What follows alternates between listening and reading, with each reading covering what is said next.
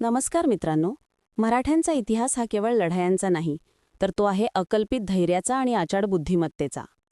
आज आपण छत्रपती शिवाजी महाराजांच्या इतिहासातील एका अशाच धाडसी प्रसंग पाहणार आहोत. शिवरायांचा सर्जिकल स्ट्राईक, लाल महालावर छापा, ज्यामुळे संपूर्ण मोगलशाही हादरली होती.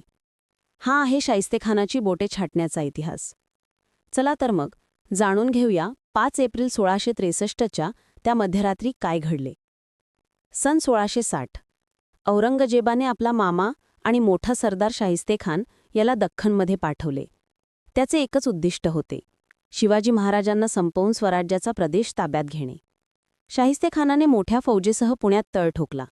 त्याने शिवाजी महाराजांचे बालपण जिथे गेले त्या लाल महालात निवास केला आणि सुमारे 3 वर्षे स्वराज्याच्या मुलखाची अपरिमित हानी गेली. खान पूर्णपणे बेफिकीर होता. त्याला वाटले इतक्या कडक पहाऱ्यात आपल्याला कोणी हात लावू शकणार नाही, पण त्याला माहीत नव्हते की त्याच्यावर स्वराज्याच्या वाघाची नजर आहे. शिवाजी महाराजांनी आता थेट कृती करण्याची योजना आखली. ही योजना कोणत्याही मोठ्या युद्धापेक्षा कमी धोकादायक नव्हती. रात्रीची वेळ, 5 एप्रिल 1663. महाराजांनी आपले निवडक मावळे सोबत घेतले आणि एका वऱ्हाडी म्हणजे लग्न मिरवणुकीच्या वेशात पुण्यात प्रवेश केला. मोगल सैन्याला जराही संशय आला नाही. अत्यंत गुप्त मार्गाने लाल महालाच्या भिंतीला भगदाड पाडून महाराज आणि त्यांचे मावळे आत शिरले. ते थेट शाहिस्तेखानाच्या शयनकक्षाकडे म्हणजे बेडरूमकडे सरकले. खान जागा झाला आणि घाबरून पळू लागला.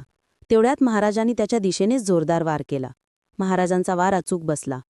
खान स्वतःचा जीव वाचून पळाला, पण त्याच्या उजव्या हाताची 3 बोटे तुटली. मोगलांचा हा मोठा सरदार जखमी झाला. मोगल छावणीत एकच गोंधळ उडाला. काही क्षणातच महाराज आणि त्यांचे मावळे जय भवानी जय शिवाजीच्या गर्जना करत सुरक्षितपणे बाहेर पडले. औरंगजेबाला जेव्हा हा अपमान कळला तेव्हा तो प्रचंड संतापला. त्याने तात्काळ शाहिस्तेखानाची बदली दख्खनमधून बंगालला केली. हा हल्ला म्हणजे स्वराज्यासाठी अभूतपूर्व विजय होता, तर मोगल सत्तेसाठी एक मोठा कलंक. छत्रपती शिवाजी महाराजांनी एकाच रात्रीच्या धाडसातून सिद्ध केले की प्रचंड सैन्यापेक्षा युक्ती आणि शौर्य अधिक प्रभावी असते. ही घटना आजही आपल्याला प्रेरणा देत राहते. तुम्हाला हा इतिहास कसा वाटला? कमेंट करून नक्की सांगा आणि अशाच माहितीपूर्ण व्हिडिओंसाठी आपल्या चॅनलला सबस्क्राईब करा. जय भवानी, जय शिवाजी.